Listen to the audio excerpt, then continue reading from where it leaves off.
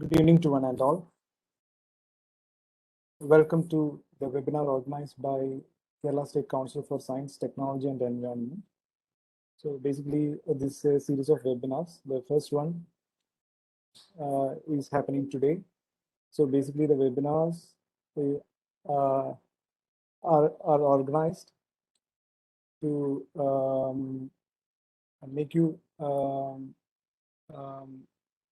make you understand about the research work happened in physics, chemistry, and medicine, which were awarded Nobel Prizes in 2021. So on behalf of Kerala State Council for Science, Technology and Environment, I would like to welcome each one of you to this webinar. So as we all know, the Nobel Prizes in Physics 2021 was awarded with one half jointly to Socorro Manabe, Klaus Hasselmann, and the other half to Giorgio Parisi. So basically, it was for their groundbreaking contributions to our understanding of complex systems, so which have laid the foundation of our knowledge of the Earth's climate and how humanity influences it, as well as revolutionized the theory of disordered materials and random processes. And to detail more on this topic, we have today a young, outstanding faculty member in physics, Dr. Shashidevan B, who is currently working as assistant professor in the Department of Physics, Cochin University of Science and Technology, Kerala. To brief his career, he received his master's degree in physics from Cochin University of Science and Technology in 2007, and doctoral degree from Tata Institute of Fundamental Research, Mumbai in 2014, after which he worked as a postdoctoral fellow at Institution of Mathematical Physics, Chennai, for 3 years, and in Germany at Frankfurt Institute of Advanced Studies. And his research interests are in statistical physics, so statistical physics of complex systems, interdisciplinary applications of statistical physics in socioeconomic systems, complex networks, and game theory. I think today we got a very good speaker to detail us more on the research work which was awarded Nobel Prize in Physics. So on behalf of each one of us, I would like to welcome Dr. Shashidevan to the webinar. Over to you, Dr. Shashidevan. Thank you. So shall I start? I think, yeah, we can start. Maybe more people will join. Yeah. All right. So I'll share my screen.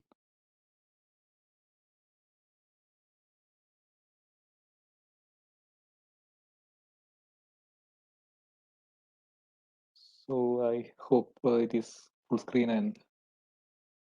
Yeah, it's visible. Okay. Thank you. Thank you. So let me first thank KSCST for organizing this series of talks on the Nobel Prize winning works, which is awarded in 2021. So my job is to describe, the physics Nobel Prize prize this year, which, as he mentioned, actually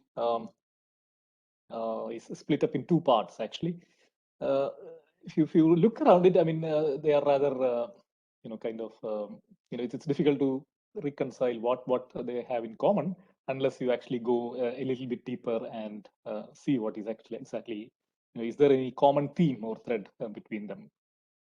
So before I begin, I would like to. So normally when I give this kind of talk, I usually switch between languages, English and Malayalam. I hope there is no. Is there anybody who don't understand Malayalam among the audience? I hope not. Is there a way for them to raise hands or something in this one? I don't think so. They can unmute and tell, or they can type. So if there is somebody like that, please unmute and speak now. Okay. All right.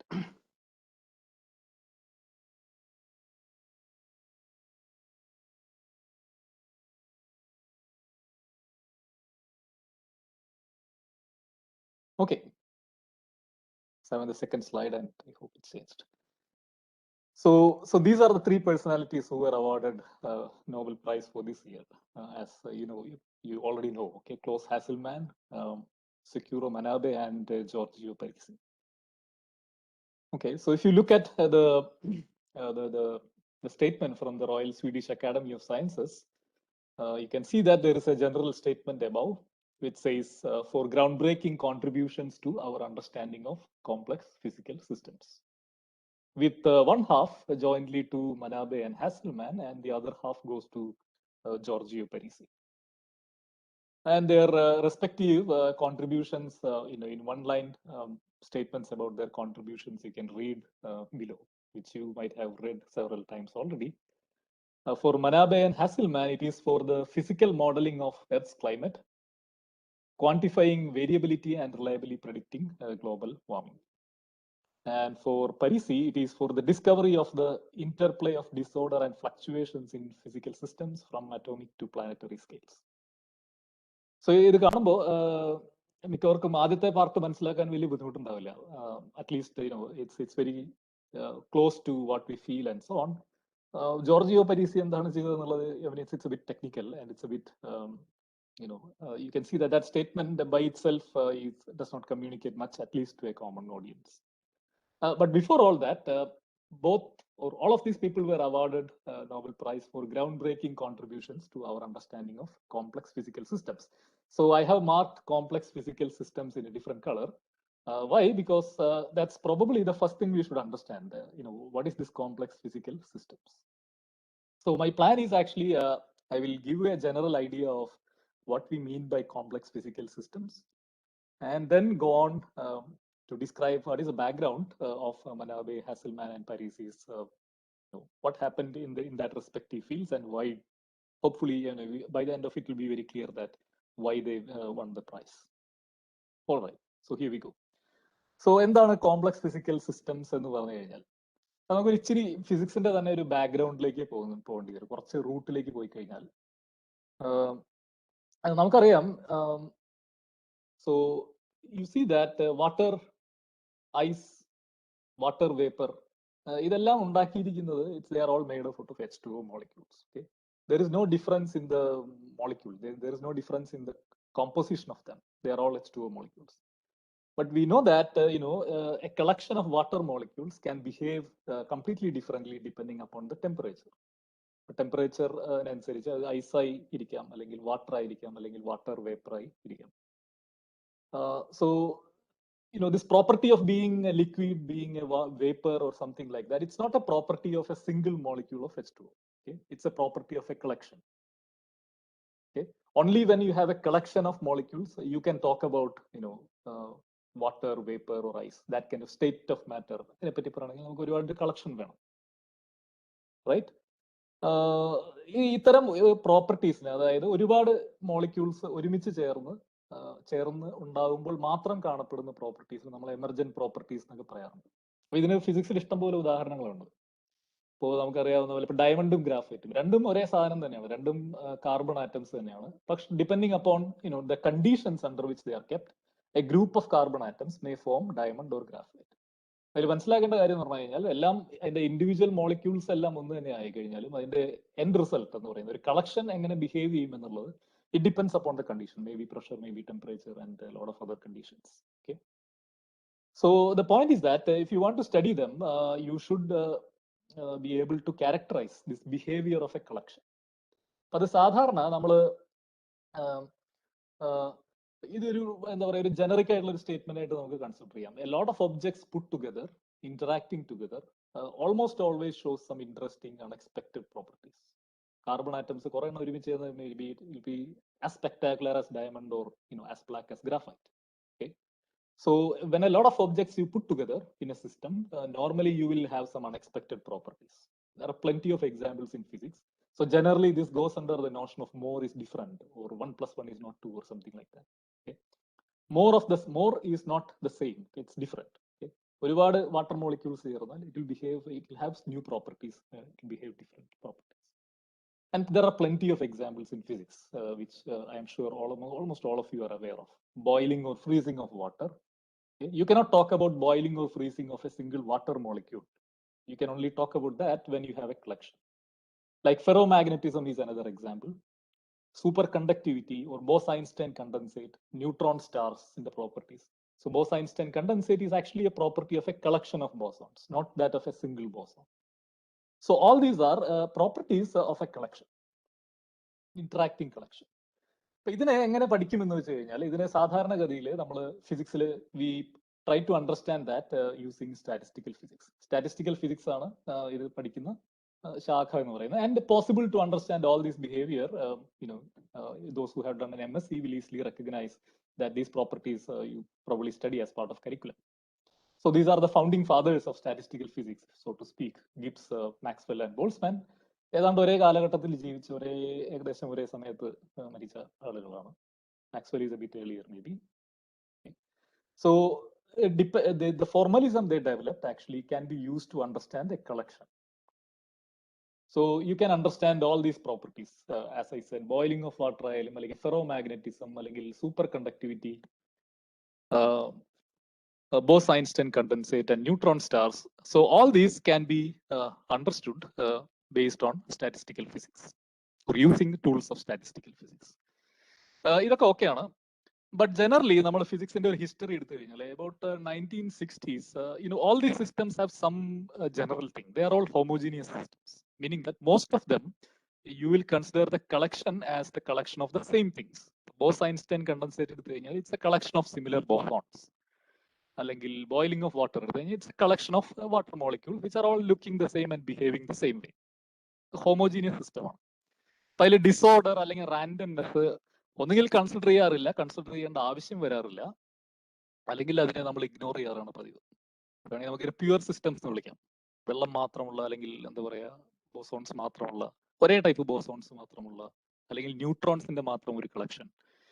അപ്പൊ ഇത് നമ്മൾ ഇതിന്റെ ചാമ്പ്യന്മാരാണ്. നമുക്ക് നല്ല വൃത്തിയായിട്ട് അറിയാവുന്ന ഒരു കാര്യമാണ്. And these are physics developed even before 1950s, most of it. Okay, so കളക്ഷന്റെ കാര്യങ്ങൾ പഠിക്കാൻ സ്റ്റാറ്റിസ്റ്റിക്കൽ ഫിസിക്സ് ആണ് ഉപയോഗിക്കുക എന്ന് പറഞ്ഞു. പക്ഷെ ഈ formalism, we will face some difficulties. Actually, we will face some difficulties when we try to apply these ideas to complex systems. Okay, to understand complex systems. So, complex systems endana ennu njan parnilla. I will come to that. It's also a collection. You see that it's kind of very similar. Okay, these are systems with many parts that interact to produce global behavior that cannot easily be explained in terms of interactions between the individual constituent elements. So, idum oru collection thaneyana, collection of some stuff, entities, and they interact with each other, but they produce some global behavior, and you cannot easily explain that using conventional formalism. Okay, so idile rendu karyangal important aanu. One, disorder, randomness ennokke parayunnathu, they are very important in deciding the fate of these systems. And second, behavior crucially depends on some details of the system. But ചെറിയ ചില ചേഞ്ചുകൾ കൊണ്ട് തന്നെ സിസ്റ്റത്തിന്റെ behaviour completely different ആയി മാറിപ്പോ. ഇപ്പൊ complex system is kind of എന്താ പറയുക version 2 of statistical physics എന്ന് പറയാം. സ്റ്റാറ്റിസ്റ്റിക്കൽ സിസ്റ്റംസിൽ നമ്മൾ സാധാരണ ഹോമോജീനിയസ് ആൻഡ് വലിയ പ്രശ്നങ്ങളൊന്നും ഇല്ലാത്ത സിസ്റ്റംസ് ആണ് നമ്മൾ കൺസിഡർ ചെയ്യാറുണ്ടെങ്കിൽ ഇത് അതിന്റെ കുറേ കൂടിയും ഇൻട്രിക്കേറ്റ് ലെവൽസിലേക്ക് പോവാണ്. ഡിസോർഡർ ഇമ്പോർട്ടന്റ് ആണ്, റാൻഡംനെസ് ഇമ്പോർട്ടന്റ് ആണ്. അപ്പൊ ഇത്തരം സിസ്റ്റംസ് എവിടെയെന്ന് ചോദിച്ചു കഴിഞ്ഞാൽ ഇത്തരം സിസ്റ്റംസ് ആണ് നമ്മുടെ ചുറ്റിലുള്ള ഒരുപാട് സിസ്റ്റംസ് ഇത്തരം സിസ്റ്റംസ് ആണ്. ഉദാഹരണത്തിന് if you consider quartz versus glass, രണ്ടും സിലിക്കൺ ഡയോക്സൈഡ് തന്നെയാണ്. ഈ ലെഫ്റ്റിൽ കാണിച്ചിരിക്കുന്ന ക്വാർട്സ് ആണ്, nicely arranged, right? There is no what is that defects or anything. Right hand സൈഡിലുള്ള സിലിക്കൺ ഡയോക്സൈഡ് തന്നെ, but it is glass. So ഇത് രണ്ടിനും പ്രത്യേകത എന്ന് പറഞ്ഞാൽ ക്വാർട്സ് പഠിക്കാൻ എളുപ്പമാണ്. Can actually use statistical physics to understand it. But glass വളരെ ബുദ്ധിമുട്ടാണ്. അതിന്റെ ബുദ്ധിമുട്ടായതിന്റെ കാരണം എന്ന് പറഞ്ഞു കഴിഞ്ഞാൽ ഈ കാണുന്ന പോലെ തന്നെ ഗ്ലാസിനകത്തുള്ള arrangement of all these molecules is ആകെ എന്താണ് ഒരു അലങ്കോലമായിട്ട് കിടക്കുന്ന ഒരു അറേഞ്ച്മെന്റ് ആണ് ഗ്ലാസിനകത്ത്. ഇത് ഓരോ പ്രാവശ്യവും ഇത് റിപ്പീറ്റ് ചെയ്ത് കഴിഞ്ഞാൽ if you form glass second time, it will actually be a different disorder kind of pattern. അപ്പൊ ഇത്തരം കാര്യങ്ങളെ സാധാരണഗതിയിൽ പഠിക്കാൻ നമുക്ക് സ്റ്റാറ്റിസ്റ്റിക്കൽ ഫിസിക്സിന്റെ കൺവെൻഷണൽ ടൂൾസ് ഉപയോഗിച്ച് ബുദ്ധിമുട്ടായിരുന്നു. ഓക്കെ, സോ ഇത് ഫിസിക്സിൽ മാത്രമല്ല, പരീസി പഠിച്ച ഒരു problem, flocking of birds actually. So you see that if there is a collection of birds, they will form some patterns, just as molecules form a pattern in glass or something like that. Okay, So can we understand it? അല്ലെങ്കിൽ stock prices എന്ന് പറയുന്നത് this is actually A result of collective action of traders. ഒരു കൂട്ടം traders ചേർന്ന് അവർ ഒത്തുകൂടുമ്പോൾ അവർ trade ചെയ്യുന്നതിന്റെ result ആയിട്ടാണ് നമുക്ക് stock price ഉണ്ടാകുന്നത്. So this is also a collective action, collection of ട്രേഡേഴ്സിന്റെ നെറ്റ് റിസൾട്ട് ആണ് നമ്മൾ സ്റ്റോക്ക് പ്രൈസ് ആയിട്ട് കാണുന്നത്. ഇതെല്ലാം തന്നെ കോംപ്ലക്സ് സിസ്റ്റംസിന് ഉദാഹരണമാണ്. Maybe the ultimate example will be in our body which is our human brain, which is actually a collection of neuron cells. Collection of interacting neuron സെൽസിന്റെ ആക്ടിവിറ്റിയാണ് നമ്മൾ ഹ്യൂമൻ ബ്രെയിൻ എന്ന് വിളിക്കുന്നത്. നമ്മൾ ചിന്തിക്കുന്നതായാലും നമ്മുടെ മസ്തിഷ്കത്തിന്റെ പ്രവർത്തനങ്ങളായാലും it is the result of collection of neurons interacting with each other and talking with each other and so on. It's again a complex systems.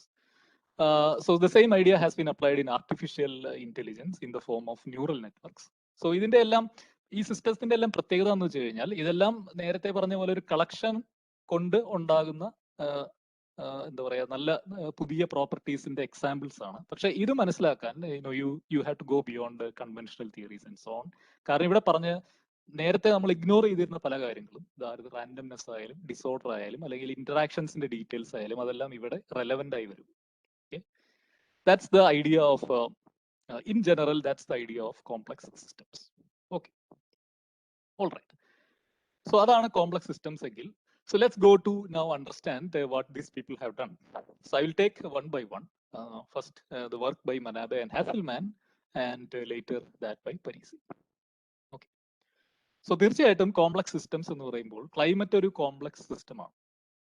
Now, in the sense that there are a lot of interacting stuff going on, which all interact with each other. There are feedback loops. There are different kinds of interactions at different time scales and so on.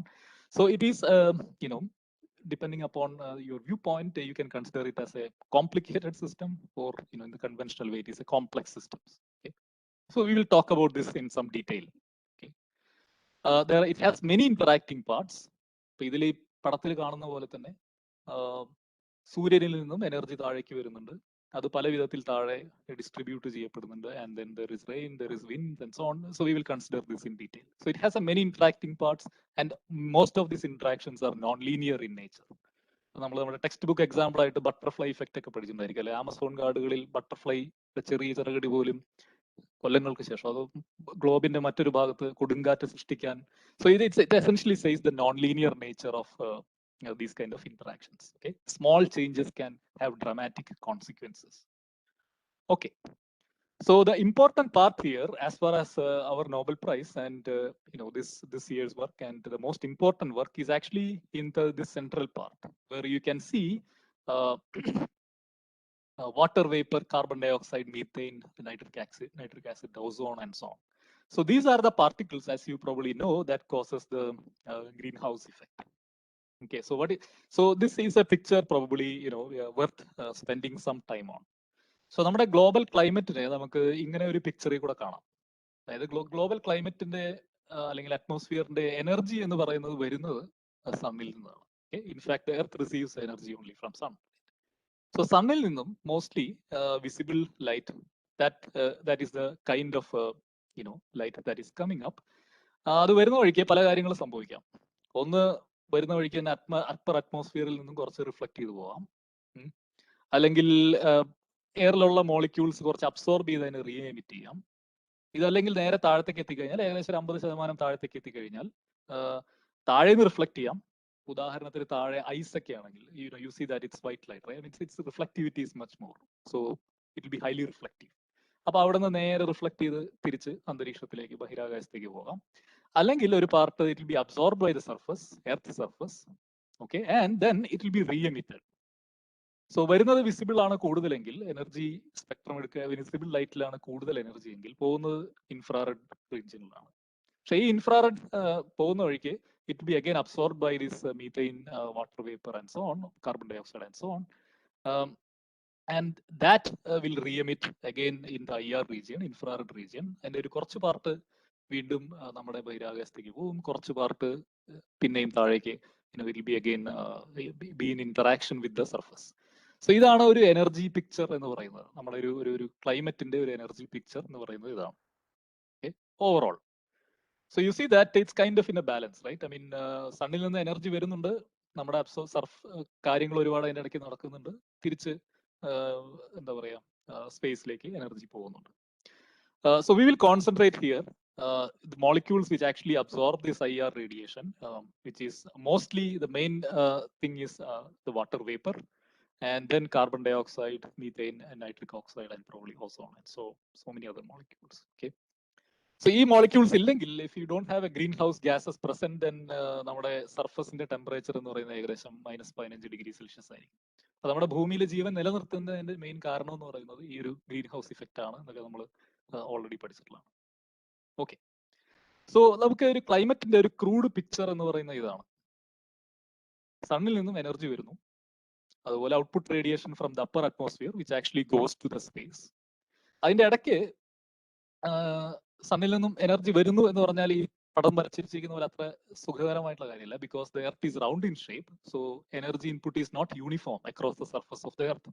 So towards the equator it will be more and towards the poles it will be less and so.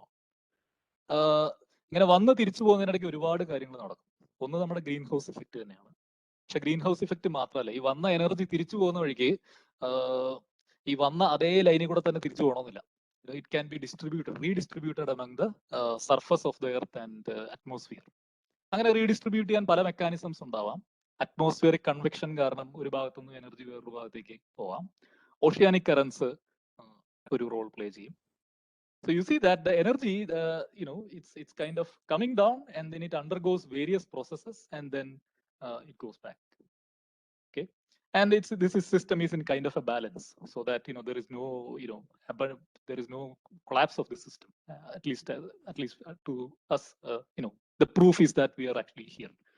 Okay, so you can see that it's influenced by anything which affect the energy flow. Energy flow ine ബാധിക്കുന്ന എന്തും ഈ ഒരു സിസ്റ്റത്തിനെ ബാധിക്കാം. ഉദാഹരണത്തിന് volcanic eruptions ഉണ്ടായി കഴിഞ്ഞാൽ, ഒരുപാട് പൊടിപടലങ്ങൾ അന്തരീക്ഷത്തിൽ കടന്നു കഴിഞ്ഞാൽ, then the input energy will be low, which essentially means that there will be a cooling down of our atmosphere and surface of the earth and so on. Okay, so that's the climate, a crude picture of climate. So ഇതിൽ രണ്ട് ചോദ്യങ്ങളാണ് നമുക്ക് relevant ആയിട്ടുള്ളത്. ഒന്ന് എന്ന് പറയുന്നത്, okay, സംഗതിയൊക്കെ ശരിയാണ്, പക്ഷെ ഇതെങ്ങനെയാണ് ഈ how to incorporate all these for an accurate model of climate. ഇത്രയും ഒരുപാട് പ്രോസസ്സ് നടക്കുന്നുണ്ട്, ഇത് വെച്ച് എങ്ങനെ ഒരു നല്ല അക്യുറേറ്റ് ആയിട്ടുള്ള ക്ലൈമറ്റ് മോഡൽ ഉണ്ടാക്കാൻ പറ്റും. രണ്ടാമത്തത്, നമുക്ക് കുറച്ചും കൂടി റെലവെന്റ് ആയിട്ടുള്ള ഒരു issue in present times is actually quantify the effect of carbon dioxide on climate. So why carbon dioxide, we will come in a moment.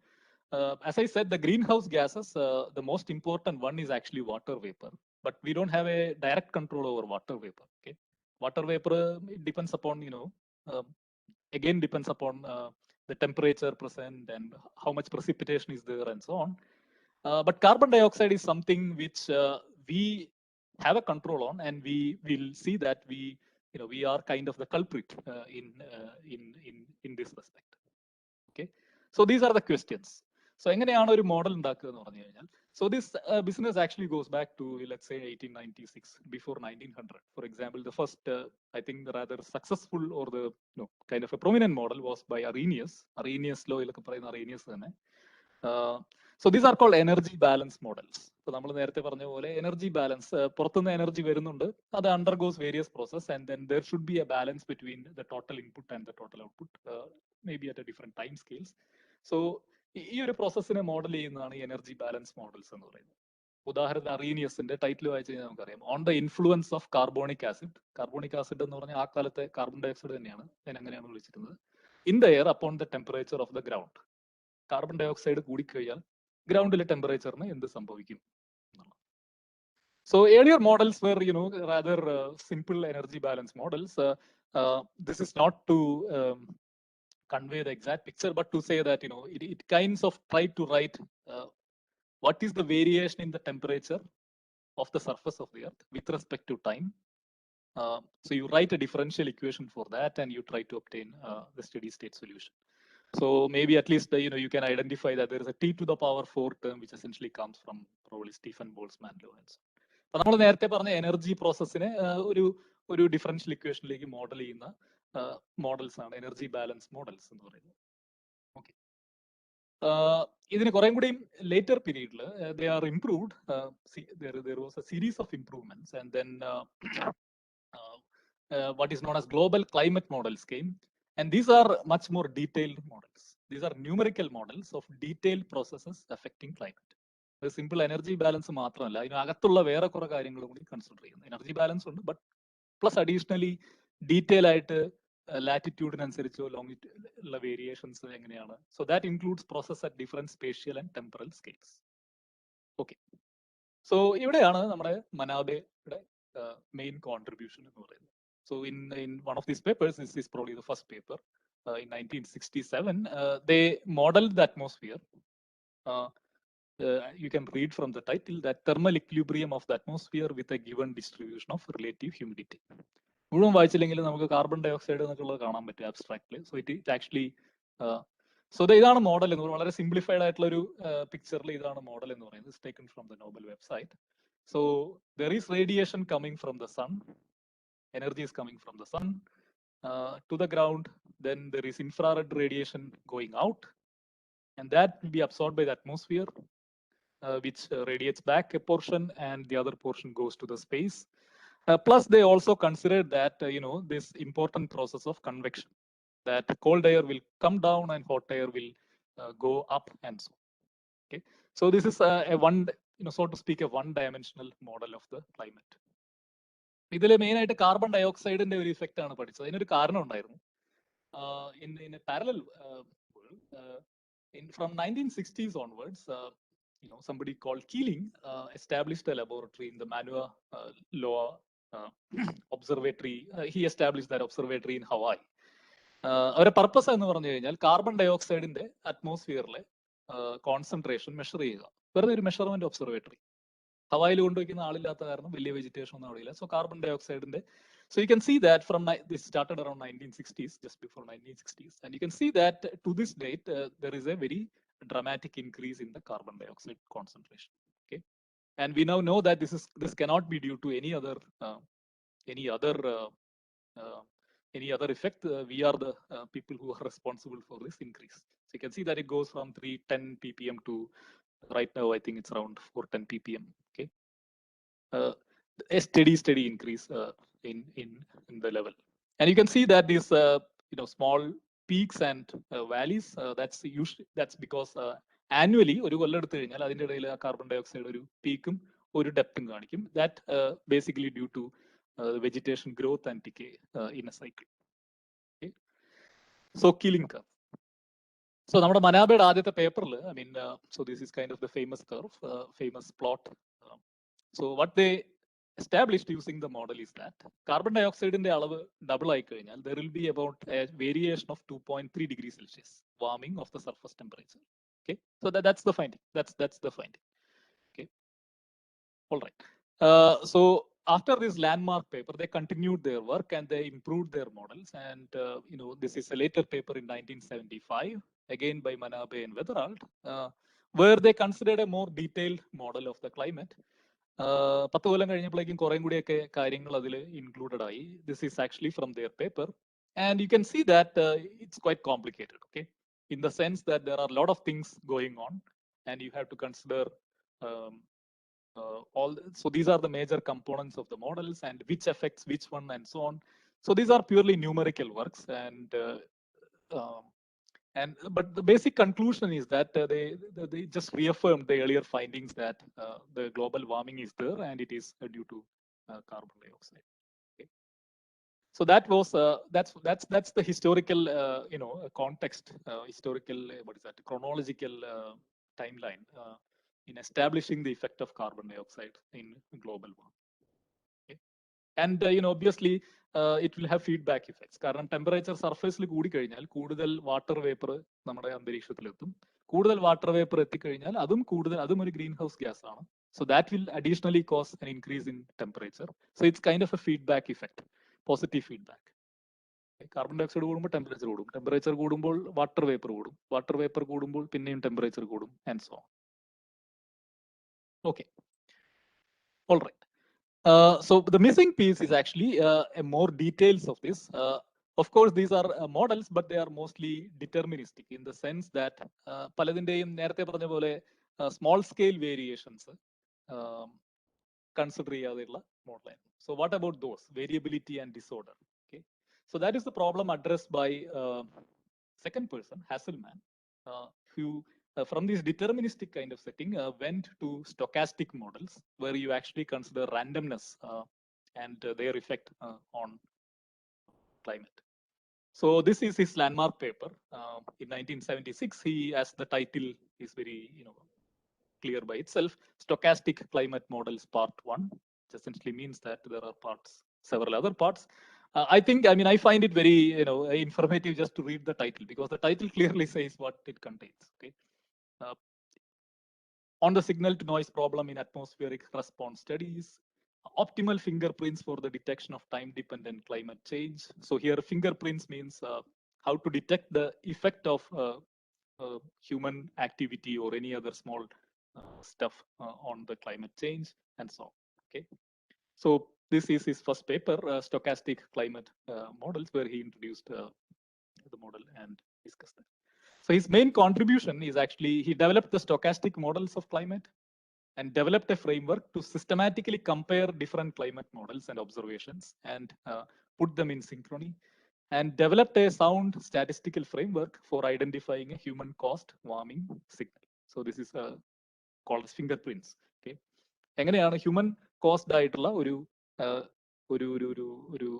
പ്രതിഭാസം എങ്ങനെയാണ് അതിൽ നിന്ന് വേർതിരിച്ചെടുക്കാൻ പറ്റും? കാരണം ഒരുപാട് കാര്യങ്ങൾ എഫക്ട് ചെയ്യുന്ന ഒരു സാധനമാണ് ക്ലൈമറ്റ്. അതിൽ ഓരോന്നിന്റെ ഇഫക്റ്റിനെ എങ്ങനെ ക്വാണ്ടിഫൈ ചെയ്യാം, എങ്ങനെ ആട്രിബ്യൂട്ട് ചെയ്യാം, ഇന്ന കാരണം കൊണ്ടാണ് ഇന്നത് ഉണ്ടായിട്ടുള്ളത് എന്ന് എങ്ങനെ ആട്രിബ്യൂട്ട് ചെയ്യാം എന്നുള്ളത് വളരെ ഡെഫിനിറ്റീവ് ആയിട്ട് പ്രൂവ് ചെയ്തത് close ഹെസ്സൽമാൻ.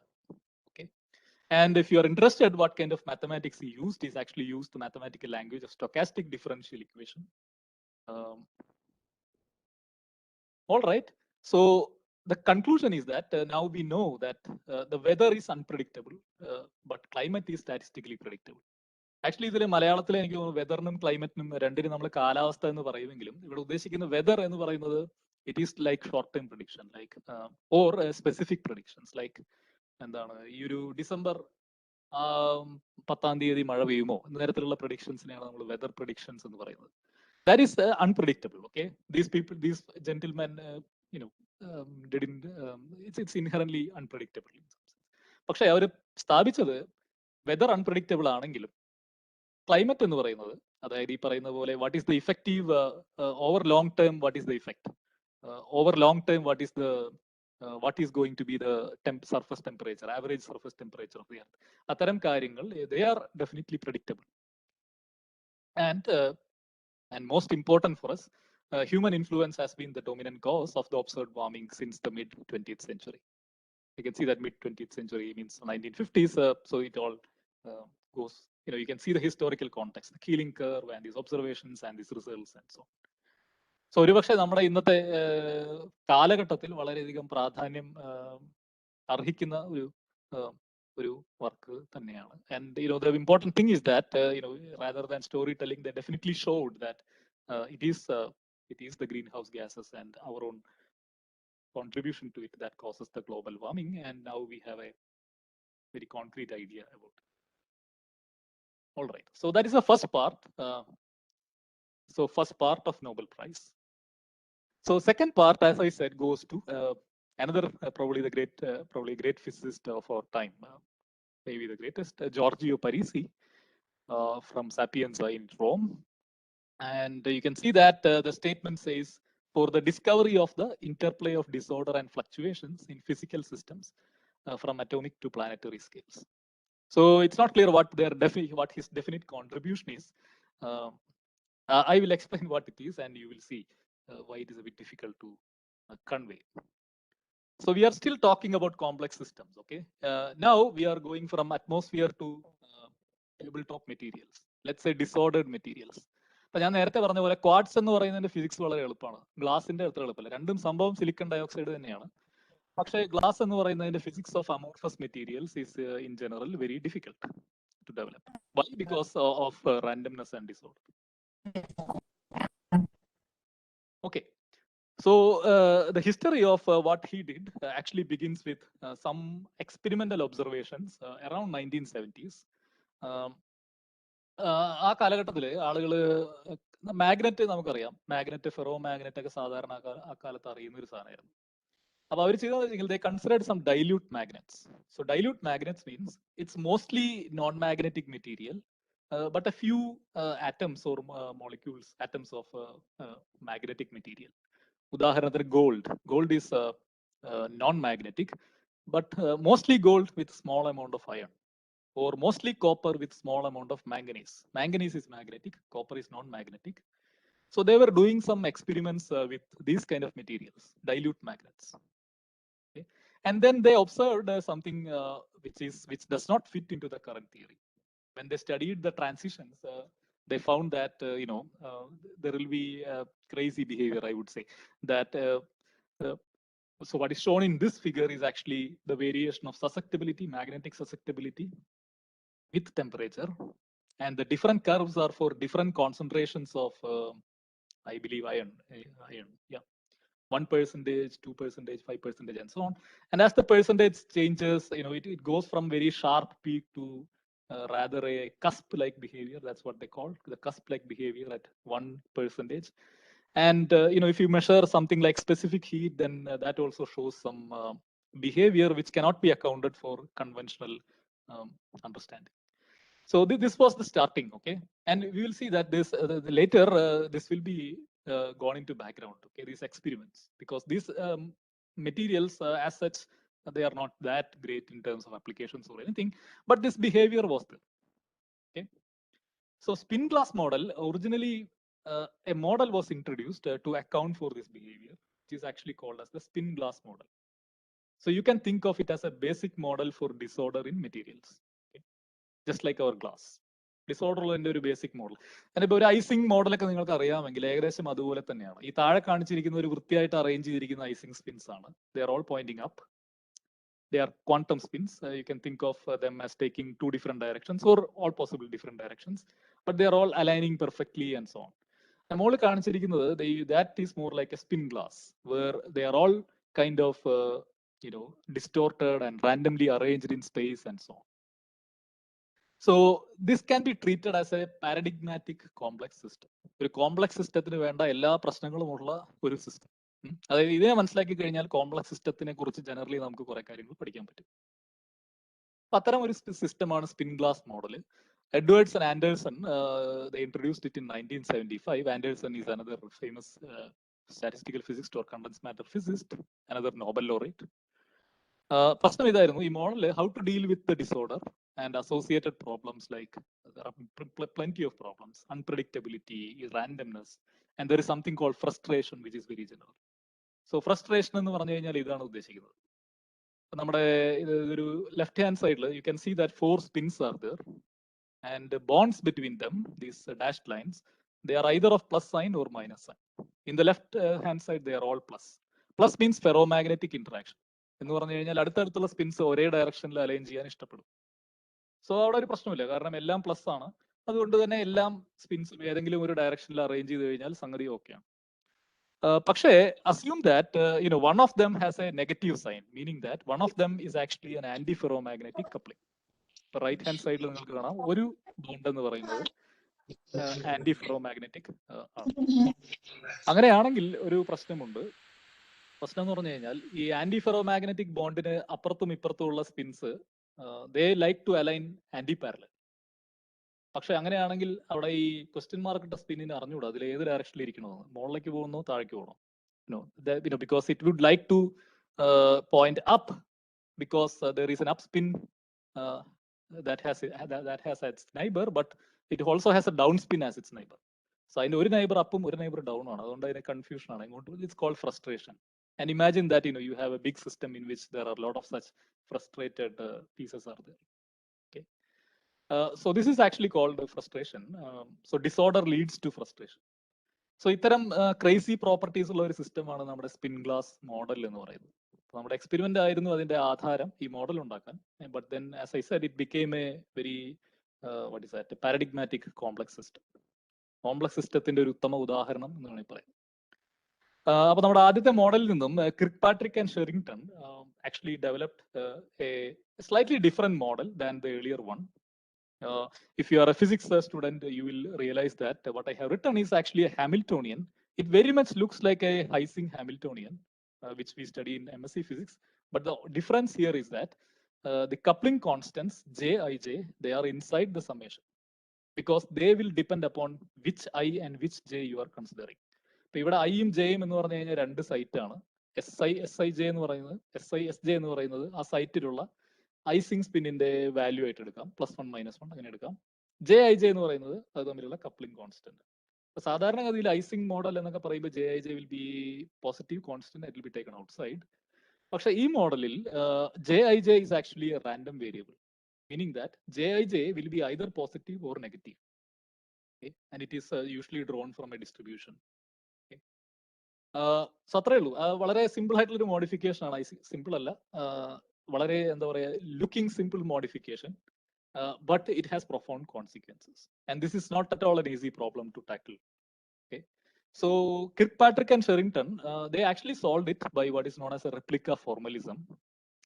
Again, technical details. However, their solution, they got it correct only under high temperature conditions. Low temperature la avare theory തെറ്റായിരുന്നു. അപ്പോൾ വളരെ സിമ്പിൾ ആയി പറഞ്ഞു കഴിഞ്ഞാൽ actually Parisi solved this problem. But he not just solved this problem, but that actually led to a lot of other things. So forget about that line. I mean, it's basically he proposed what is known as broken replica symmetry solution. He solved this problem. That's one statement. Okay. So he found patterns in this disordered and frustrated systems. Okay. Sangati disorder undengilum, randomness undengilum, there are certain patterns to it. And he made use of what is known as a replica trick to effectively deal with disorder and randomness, and were able to give reliable statistical predictions of this model. And he established the concept of replica symmetry breaking. പുള്ളിക്കാരുടെ paper 1979 ആ സമയത്തെങ്ങാണ്, 1979-80 ആ കാലഘട്ടത്തിലാണ് വരുന്നത്. So initially people had great difficulty in understanding what he actually proposed. People knew that the solution actually works, but including mathematicians, people didn't know that why this works or what is the underlying structure and so on. So it actually led to a great deal of work after that, and over the years his solution and his method actually provided great insight to the theory of complex optimization problems in general, not just spin glass problem, but a class of problems which are kind of similar to spin glass problems. So spin glass model ne oru pratyekada, it has connections to a lot of other problems where disorder matters. Okay, but disorder and randomness important ആയിട്ടുള്ള ഒരുപാട് ഒരു പിടി പ്രോബ്ലംസിന് you can apply this Parisi solution and similar techniques. I have listed out a few: neural networks and artificial intelligence, econophysics models like minority games, biological evolution related problems, optimization problems like traveling salesman problem, protein folding problem. So these are, you can see that a common theme in these are all optimization problems in some form or the other, even though they look completely different, right? I mean, econophysics, neural network, biology, traveling, ഒരു ബന്ധമില്ലാത്ത സാധനങ്ങളാണ്, പക്ഷെ ഇത് തമ്മിൽ ബന്ധമുണ്ട്. And they can all be put in under the same umbrella, and so there is much common in between glass, a Stirling flock, or in neural networks. Actually, Parisi himself has worked on Stirling, these kind of Stirling groups, making use of his formalism. So this is his great contribution that for the first time, as I said, statistical physics in its initial days, we usually discard disorder and randomness. രണ്ട് കാരണങ്ങൾ കൊണ്ട്. ഒന്ന്, അത് നമ്മൾ അന്ന് consider ചെയ്ത പല പ്രോബ്ലത്തിനും അത് റെലവെന്റ് ആയിരുന്നില്ല. ന്യൂട്രോൺ സ്റ്റാലിംഗ് റെലവെന്റ് ആണെങ്കിൽ തന്നെ we sort of ignored it and moved on. But now, thanks to Parisi and all the previous work and further works, for the first time, we have got a firm theoretical footing to understand and predict the behavior of complex systems. So no more to be afraid of randomness and disorder. അത് എന്താണ്, ആവശ്യമില്ലാത്തതാണ് അല്ലെങ്കിൽ പറ്റാത്തതാണെന്ന് കരുതി മാറ്റി വെക്കേണ്ട കാര്യമില്ല. We can actually include them in theories. The mathematics resulting is not easy. Mathematicians have difficulty in understanding the mathematics behind it, but still that we are able to do. So I would like to end with a famous quote by Stephen Hawking in 2000.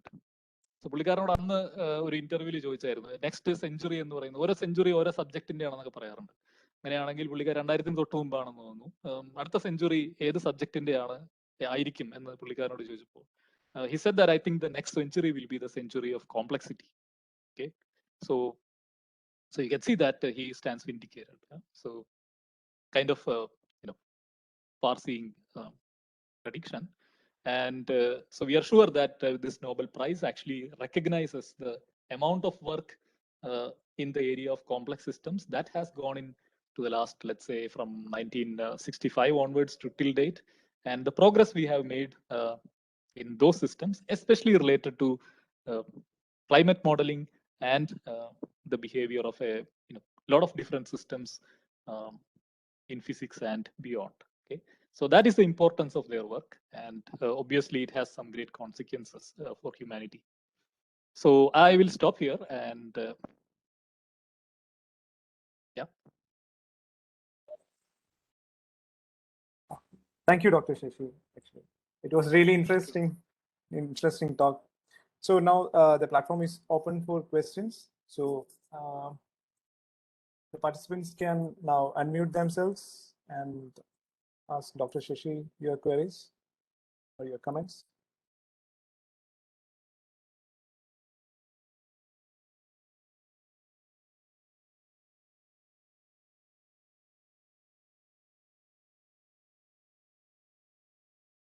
Anyone having a query, please unmute yourself and ask.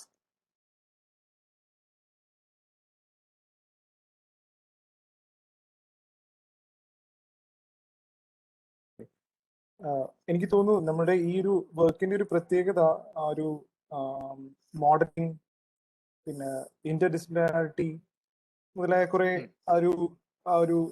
ഈ ഒരു ടൈമിലുള്ള ഒരുപാട് കേൾക്കുന്ന വാക്കുകളാണ്. അപ്പൊ അതിന്റെ ഒരു വ്യക്തമായിട്ടൊരു example ആണ് ഈ നോബൽ പ്രൈസിലൂടെ എനിക്ക് തോന്നുന്നു റോയൽ അക്കാഡമി, സ്വീഡിഷ് അക്കാഡമി മുമ്പോട്ട് വയ്ക്കുന്നത്. അതിന്റെ ഒരു റിലവൻസ്, ഇന്റർഡിസിപ്ലിനാരിറ്റി വർക്ക്. പിന്നെ as you rightly pointed out, നമുക്ക് ആ ഒരു ഈ കോംപ്ലക്സ് സിസ്റ്റത്തെ പേടിക്കേണ്ട, because I think the recent science and technology tools are strong enough to address many of the issues which we were afraid of facing during the past few years, isn't it? Yes. So I think even before that, it was modeling all the way, but it was only made explicit in these kind of examples. So normally when we talk about Newton's law, for example, we don't say it as a modeling activity, but in the heart of it, it is actually. So it's only made explicit when you go to or we realize it only when we apply it to systems like climate or some economic systems or so on. So I believe the modeling part was always there, but it was only made explicit by some of these examples, which is apt for that purpose. And I think our mathematics in the higher mathematics skills are required to address this interdisciplinary issues, isn't it? That I doubt. So at least I can see that the climate models, at least the initial ones, they are simple enough for people to understand.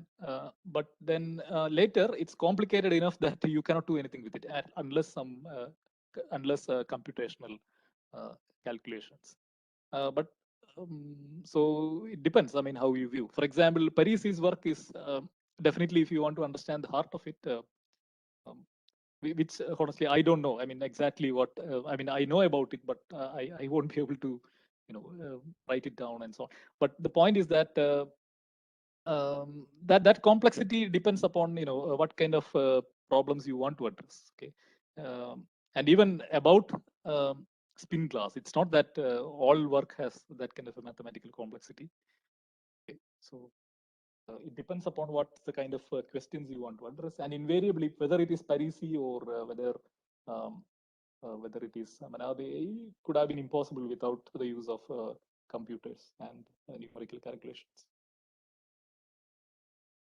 Okay, and as you have rightly pointed out, it's difficult to model the weather, but it's comparatively easy to model the climate. like Yes. so because as എനിക്ക് തോന്നുന്നു നമ്മൾ ഇപ്പം recent ആയിട്ടാണെങ്കിൽ പോലും നമ്മുടെ മഴയുടെ prediction ആണെങ്കിൽ പോലും പലപ്പോഴും നമുക്ക് may be the accuracy level, I don't know how far we have been successful in predicting it. അല്ലേ? അതെ, അത് രണ്ട് പർപ്പസ് ആണ്. അതായത് ഇപ്പൊ ഞാൻ നേരത്തെ പറഞ്ഞ പോലെ ഈ ഒരു എന്താ പറയുക, നാളെ മഴ പെയ്യുമോ എന്നുള്ള prediction, this is not that kind of prediction. This is more like ഒരു അനാലജി പറഞ്ഞു കഴിഞ്ഞാൽ, ഇപ്പൊ നമ്മൾ കോയിൻ ടോസ് ചെയ്യും. ഒരു കോയിൻ ടോസ് ചെയ്ത് കഴിഞ്ഞാൽ, ഇപ്പോൾ ഒരു കോയിൻ ടോസ് ചെയ്യാൻ പോകുമ്പോൾ we don't know whether it is head or tail. Okay, it has a very less predictability, right? Half of the time, half probability, half it could be head, probability half it could be tail. But we can predict about its statistical properties. ഉദാഹരണത്തിന് ഒരു 1000 coin toss ചെയ്ത് കഴിഞ്ഞാൽ അതിൽ എത്ര എണ്ണം head ആയിരിക്കും എന്ന് ചോദിച്ചു കഴിഞ്ഞാൽ, that we have A pretty good answer. The answer is around 500, and we can also characterize the deviations and fluctuations from it. So it is in that spirit. Okay, so it's not about whether what is going to be tomorrow's weather. It's more about the long-term effect of that weather. Okay, on an average, what that leads to, and when we say that on an average there is an increase in surface temperature. So we know that, for example, surface temperature varies all the time, right? I mean, it varies from equator to pole, and from day to day, even depending upon other factors. But the point is that it's predictable on an average. Okay, when you consider a long enough time scale, then we can definitely say that there is an increase, or there will be an increase in surface temperature on an average. And not only that, it is due to this particular fact that you have an increase in greenhouse gases. Okay. അപ്പം ഇതിന്റെ ഇവരുടെ വർക്കിന്റെ ഒരു application നമ്മൾ കണ്ട പോലെ, I mean ഒരു relation ഇല്ലാത്ത പല സബ്ജക്ട് ഏരിയസിലേക്ക് പോലും ആണ് ഇതിന്റെ ആപ്ലിക്കേഷൻസ് അല്ലേ? അപ്പോഴത്തേക്ക് ആക്ച്വലി അപ്പം there is a lot for the students, I mean the researcher and post graduate students who are listening to your lecture. അപ്പം അതിന്റെ ഒരു പൊട്ടൻഷ്യൽ വളരെ വലുതാണ്. That's what I feel. So complex systems, ഒട്ടുമിക്കതും, at least the examples, for example, in Parisi's work and related one, they are inherently interdisciplinary in nature. For biological evolution, mathematical treat ചെയ്യണമെങ്കിൽ, I mean, it's a quest. You should know about evolution. You should know about the mathematics. You should know about the physical process. All those things. So inherently these topics are interdisciplinary. So ഇതുകൊണ്ടാണ് നമ്മൾ അടുത്ത കാലഘട്ടത്തിലായിട്ട് കൂടുതലായിട്ടും interdisciplinary, transdisciplinary എന്നൊക്കെ കേൾക്കുന്നത്. അത് കേൾക്കാനുള്ള കാരണം എന്ന് പറഞ്ഞു കഴിഞ്ഞാൽ, there are plenty of problems which belong to that category, where you have to club knowledge from different fields if you want to make progress in that field.